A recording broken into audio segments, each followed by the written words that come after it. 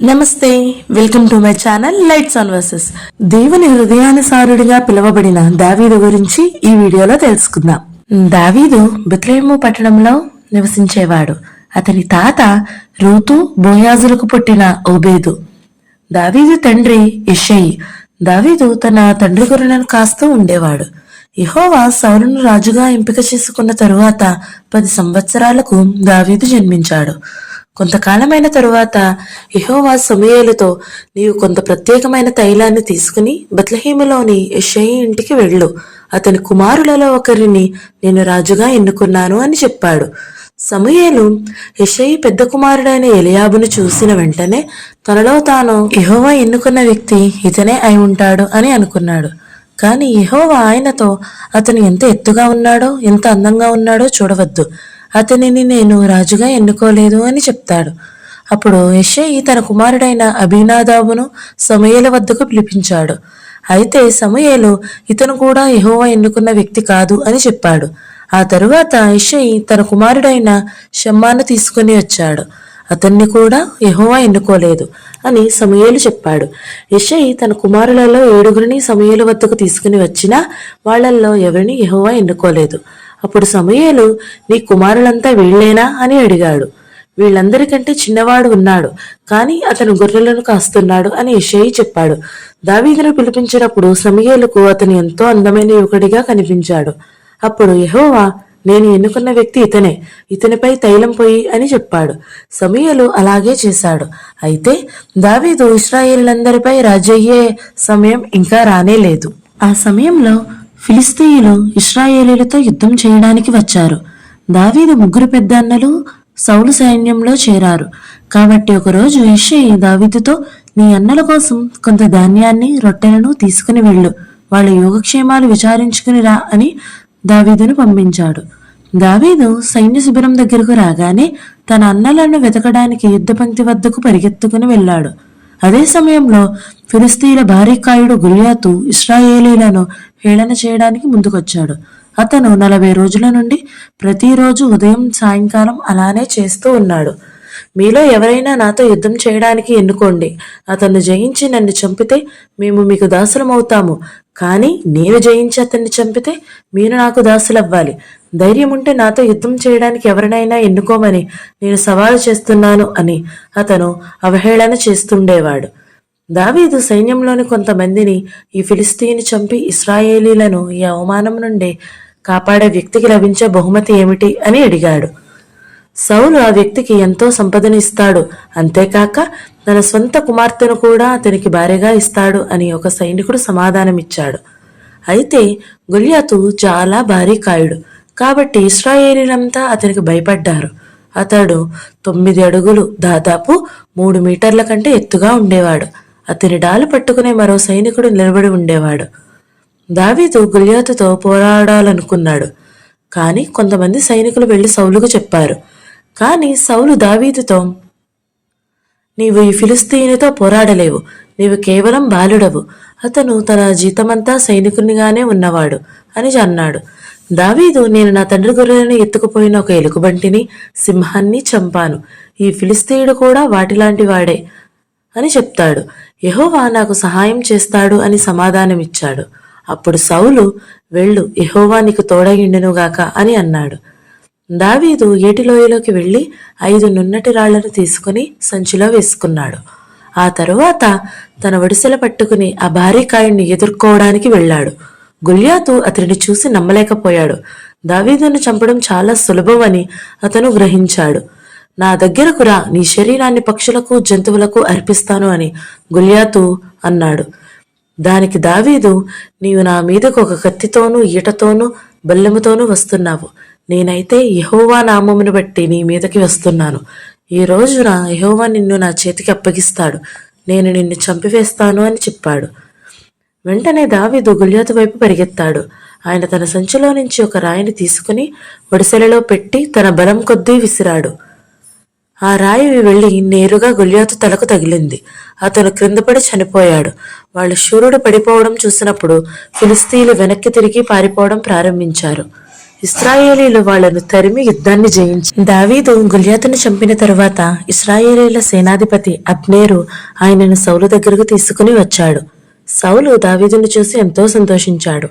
ఆయనను తన సైన్యంలో ప్రధానునిగా చేసి రాజగృహంలో నివసించడానికి తీసుకుని వెళ్ళాడు. ఆ తరువాత సైన్యం ఫిలిస్తీన్లతో యుద్ధం చేసి తిరిగి వచ్చినప్పుడు సౌలు 1000 మందిని చంపితే దావీదు 10,000 మందిని చంపాడు అని స్త్రీలు పాడారు. ఇది సౌలుకు అసూయ కలిగించింది. ఎందుకంటే ప్రజలు సౌలు కంటే దావీదుకే ఎక్కువ ఘనతను ఇచ్చారు. అయితే సౌలు కుమారుడైన యోనాతాను అసూయపడలేదు.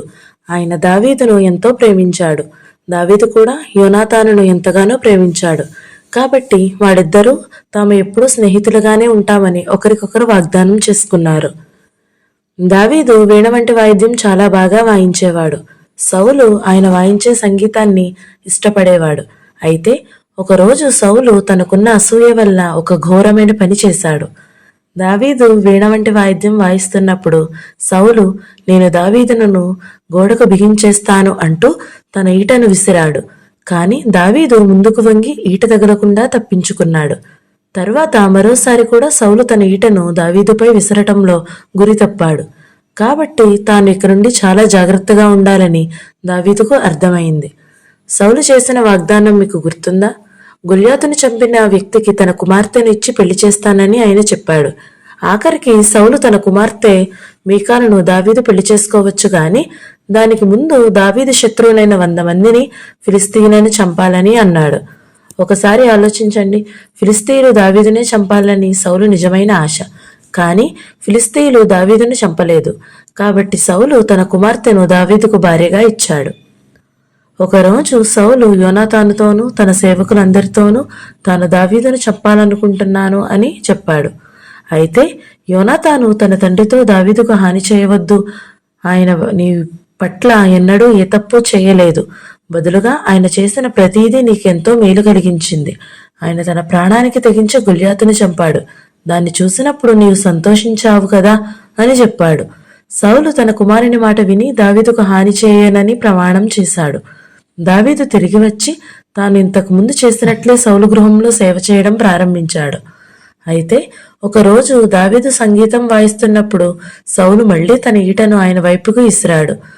దావీదు తప్పించుకున్నప్పుడు ఈట గోడకు తగిలింది. సౌలు అలా చేయడం అది 3వసారి.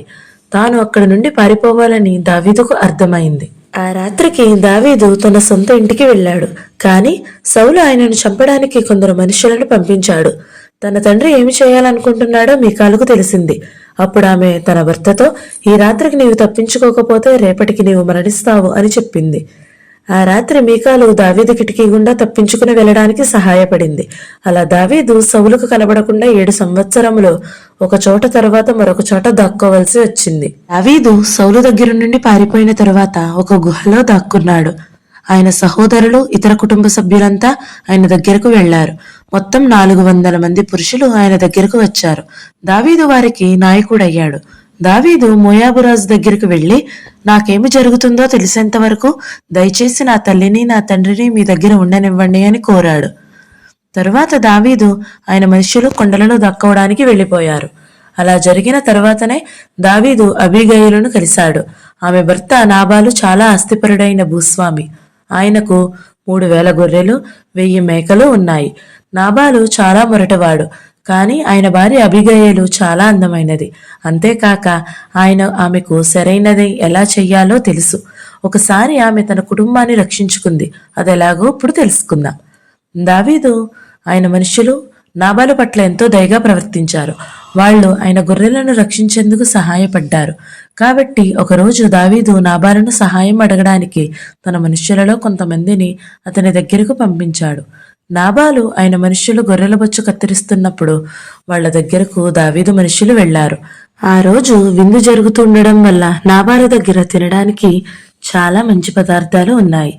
దావీదు మనుష్యులు నాబాలుతో, మేము నీ పట్ల దయగా ప్రవర్తించాము.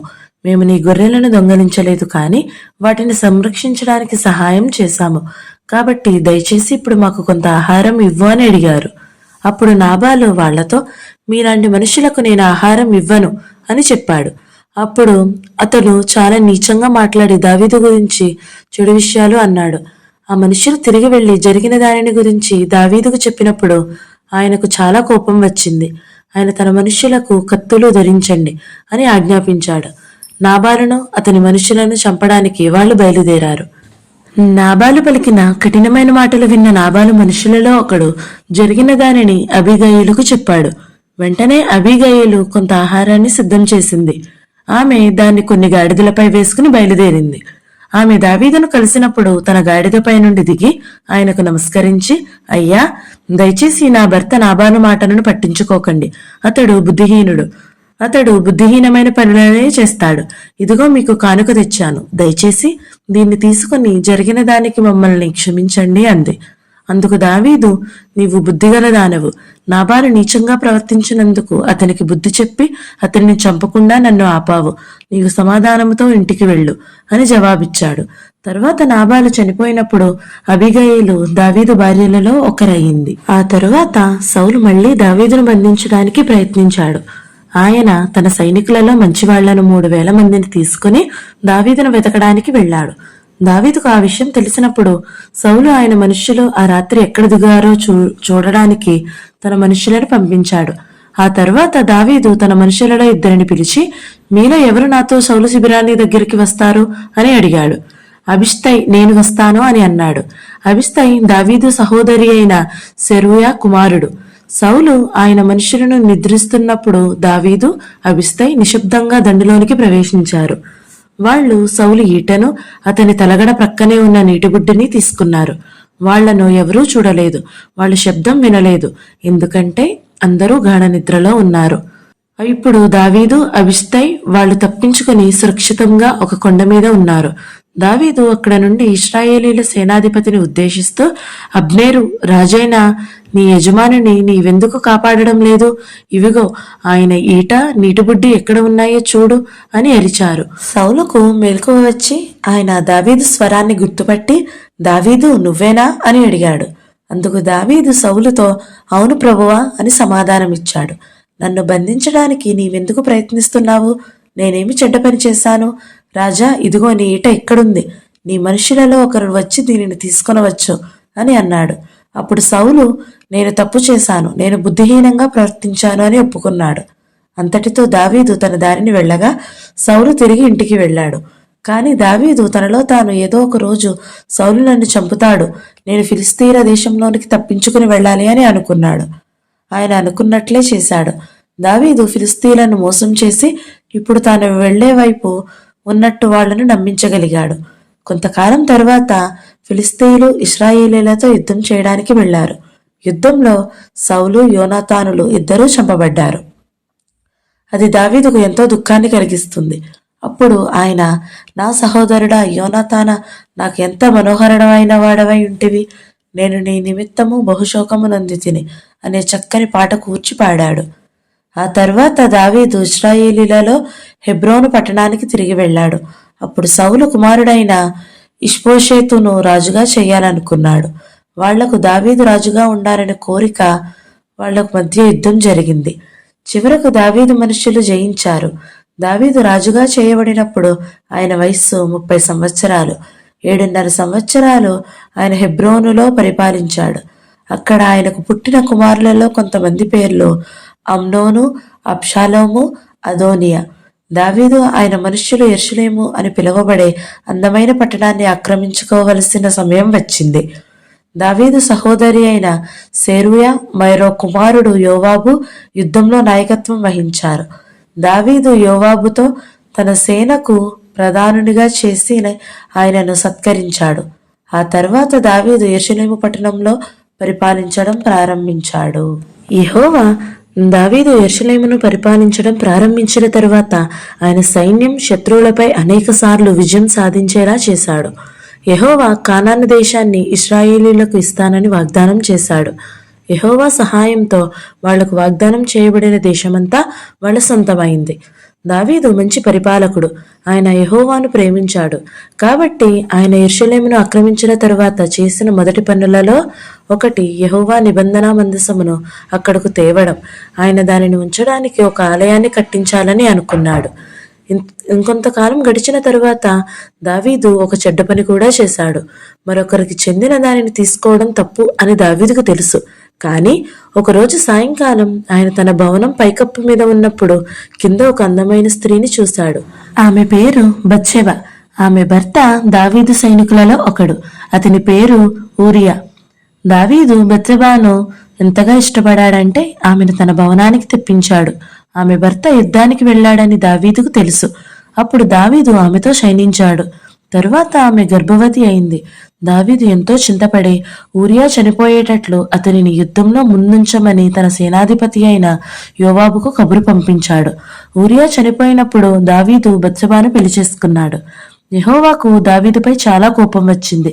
కాబట్టి ఆయన తన సేవకుడైన నాతానును దావీదు పాపాల గురించి ఆయనకు తెలియజేయడానికి పంపించాడు. దావీదు తాను చేసిన పనికి చాలా బాధపడ్డాడు. అందువల్ల యెహోవా ఆయనకు మరణశిక్ష వేయలేదు. కానీ యెహోవా దావీదుతో, నీవు ఈ చెడ్డ పనులు చేసినందుకు నీ ఇంట్లో చాలా శ్రమ కలుగుతుంది అని చెప్పాడు. దావీదుకు ఎంతటి శ్రమ కలిగిందో! మొదట బెత్షెబా కుమారుడు చనిపోయాడు.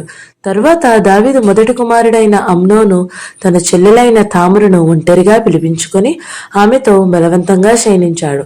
ఆ విషయం తెలుసుకున్న దావీదు కుమారుడైన అబ్షాలోము చాలా కోపంతో అమ్నోనును చంపేశాడు. తరువాత అబ్షాలోము చాలా మంది ప్రజల మద్దతును పొందాడు. తనను తాను రాజుగా చేసుకున్నాడు. చివరకు దావీదు అబ్షాలోముపై చేసిన యుద్ధంలో విజయం సాధించాడు. ఆ యుద్ధంలో అబ్షాలోము చంపబడ్డాడు. దావీదు నిజంగానే ఎంతో శ్రమ అనుభవించాడు. ఇదంతా జరుగుతుండగా బత్షెబాకు సొలొమోను అనే కుమారుడు పుట్టాడు. దావీదు ముసలివాడై రోగగ్రస్తుడైనప్పుడు ఆయన కుమారుడు అదోనియా తనను తాను రాజుగా చేసుకోవడానికి ప్రయత్నించాడు. అప్పుడు దావీదు తన తరువాత సొలొమోను రాజవుతాడు అని చూపించడానికి సాదోకు అనే యాజకుని ద్వారా సొలొమోను తలపై తైలాన్ని పోయించాడు. ఆ తరువాత కొద్ది కాలానికే 70 ఏండ్ల వయసులో దావీదు మరణించాడు. ఆయన 40 సంవత్సరాలు పరిపాలించాడు. ఆ తరువాత సొలొమోను ఇశ్రాయేలీయులకు రాజు అయ్యాడు. ఈ వీడియో మీకు నచ్చినట్లయితే లైక్ చేయండి, షేర్ చేయండి. అలాగే ఈ ఛానల్ని సబ్స్క్రైబ్ చేయండి. Thank you for watching. Praise the lord.